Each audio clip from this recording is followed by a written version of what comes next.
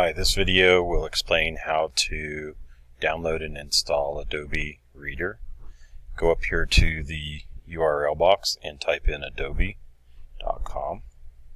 It'll take you to the Adobe website. You can scroll all the way down to the bottom of their website, and right here is a link to Adobe Acrobat Reader. This is a free download. There is no obligation to it. The only thing I would recommend is uncheck mark these two boxes so that you don't get any extra software with it, and then just scroll down and hit download Adobe Acrobat Reader. Once this is downloaded, you will go through the process of installing the software. Again, this is free software from Adobe to fill out forms. When you're done downloading it, you should find the Adobe Reader down here. Just double click on it and go through the process of installing the software. It'll ask you several questions to go through and install it.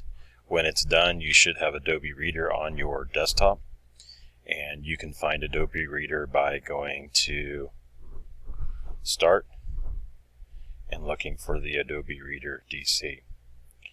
This is the software program right here that you will use.